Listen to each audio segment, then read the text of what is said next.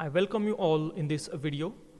In this video, we are going to discuss one very important concept in the machine design one, which is required while solving the numericals.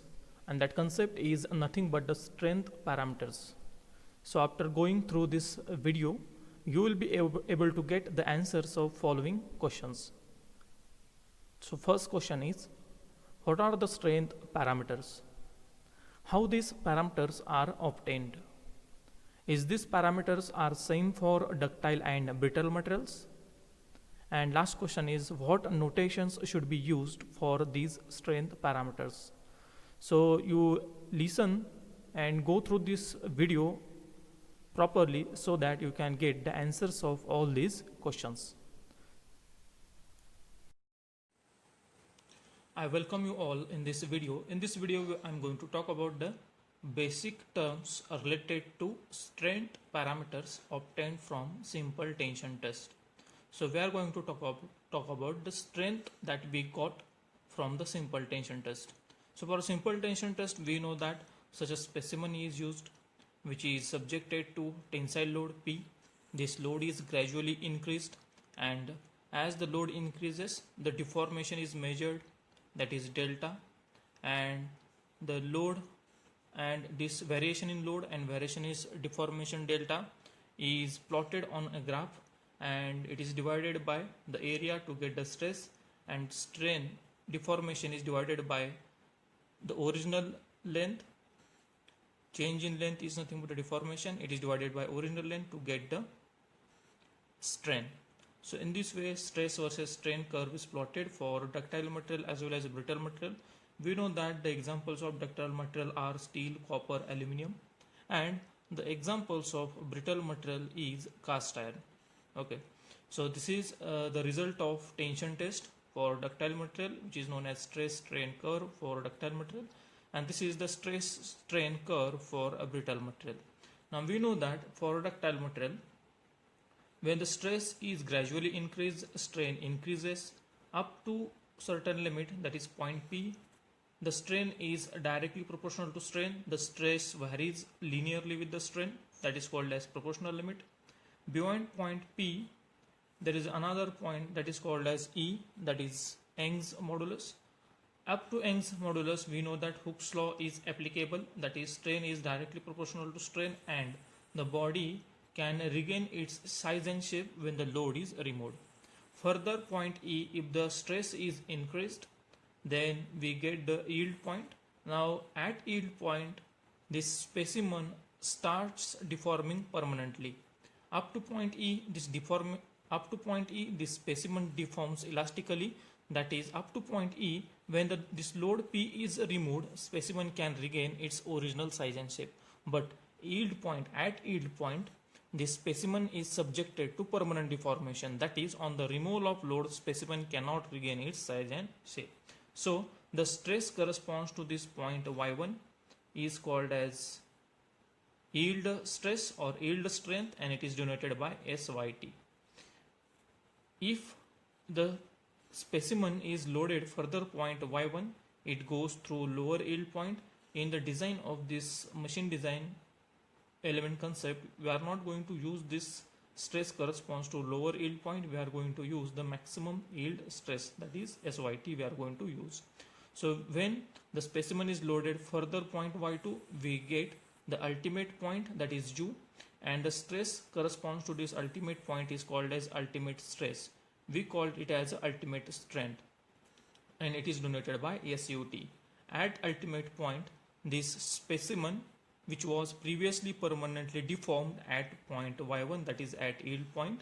Again, I will repeat, at point U, that is at ultimate point, this specimen which was previously permanently deformed at yield point, the neck is formed in this specimen. The neck is formed in this specimen at ultimate point. That is, the cross section of specimen becomes very negligible, and thus this term is called as ultimate point, and the stress corresponds to this ultimate point is called as ultimate stress. Ultimate means final. Beyond that, this specimen cannot sustain any stress. If further point U, if the specimen is loaded if further point U, if the specimen is loaded, already the neck is formed at point U in this specimen, and if the specimen is again loaded further point U, this specimen simply get break. So this point is called as breaking point or fracture point. At this point the specimen get break or fractured completely, and specimen we called it as a break point. Specimen get break. Now this is the stress strain curve for ductile material. Now we will talk about the stress strain curve for brittle material like a cast iron. So from the 0 the stress is increased, the strain increases linearly, approximately in the linear way. Here this point P is shown a proportional point where stress and strain variation is linear, but after point P, if this specimen is loaded further beyond point P, we will not get here yield point, because the feature of this brittle material is that the brittle material deforms very negligible before the failure, and that's why the failure of brittle material takes suddenly. It does not show any signal, it does not give any signal before failure, that is it does not deform before the failure. So its failure takes suddenly without deformation. On the other hand, yielding or deformation is the feature of ductile material. That means the ductile material shows symptoms like it elongates permanently, and after that if it is loaded further the ductile material fails. But this is not the case about the brittle material. Brittle material fails suddenly without yielding, without deformation. So if the specimen is loaded further point P, it directly reaches the ultimate point, and beyond ultimate point if it is loaded it directly get break. So this is the ultimate point, and the stress corresponds to this ultimate point is called as ultimate stress, and it is denoted by SUT. So such strength we obtain from the tension test. For ductile material we have two strength: yield strength, that is strength to avoid permanent deformation, that is SYT, and we have ultimate strength, that is SUT, nothing but the strength which is required to avoid the complete breakage. So one by one we will write. First of all we will write the SYT. So SYT is nothing but the yield strength in tension. Its unit is Newton per mm square. Its unit is Newton per mm square. Next strength that we have SUT, ultimate strength in tension. Again its unit is Newton per mm square, and already we have discussed, if the stress in the component exceeds yield strength in tension, component permanently deforms, and if the stress in the component exceeds ultimate strength, then component permanently breaks. So this is the significance of SYT and SUT. Now if the component, if let us say a component is subjected to compressive stress, if suppose this is the component which is subjected to compressive stress sigma c, now in this case what should be the strength parameters? What should be the strength parameters? So in such case where the component is subjected to compressive stress, then we have to refer this strength obtained in the tension test, that is under compression, when the component is subjected to compression we have to refer the strength obtained from tension test, strength obtained from tension test, and thus we can assume SYC is equal to SYT, where this SYC is yield strength in compression, yield strength in compression. Again its unit is Newton per mm square. Similarly, we can write SUC. We can take it as a SUT. SUC is equal to SUT we can take, and this SUC is nothing but ultimate strength in compression. So we can assume SYC is equal to SYT and SUC is equal to SUT. Then again, the third type of strength, generally it is used in the machine design. It is called as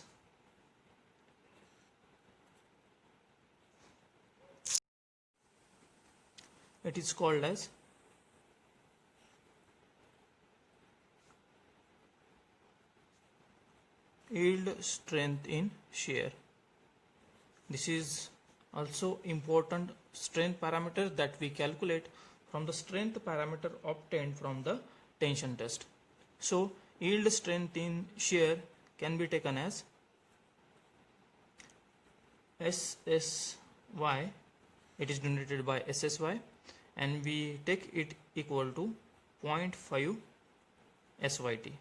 So yield strength in shear is denoted by SSY, and it is half of yield strength in tension. Okay, so this SYT is nothing but the yield strength in tension. Yield strength in tension, and this SSY is yield strength in shear. Now this yield strength in shear is nothing but it is the strength which is required to avoid the permanent deformation when the component is subjected to shear stress. This SSY is the yield strength in shear. That means it is the strength required to avoid the permanent deformation of component when the component is subjected to shear stress. And this SSY is used for ductile material. Similarly, this SYT is used for the ductile material. As we have seen, the SYT is taken as failure stress for ductile material. SUT is taken as failure stress for brittle material, as we have discussed in the stress strain curve of ductile and brittle material. Similarly, this SSY is taken as failure stress for ductile material. Now for brittle material,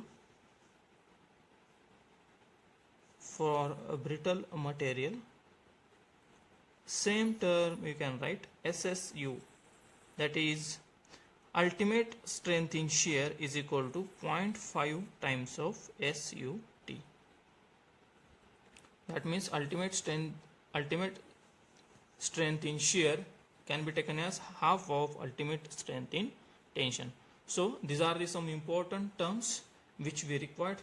Again I will repeat. First term we have seen that SYT, that is yield strength in tension, which is used for the ductile material. Then next is SUT, ultimate strength in tension, which is used for the brittle material. Then we have seen that yield strength in compression, which we take equal to SYT. Then we have seen ultimate strength in compression, which we take equal to SUT. Then we have seen yield strength in shear, that is SSY, is equal to half of yield strength in tension, that is half of SYT. And for brittle material, we have seen that SSU we have to take equal to 0.5 times of SUT. Remember only one point now. This SYC is always equal to SYT. Remember, very important point. SYC is always equal to SYT for all the components in the machine design except cotter joint. For cotter joint, SYC is taken as twice SYT. Again I will repeat, SYC is equal to twice SYT for cotter joint, but for other components SYC is always equal to SYT.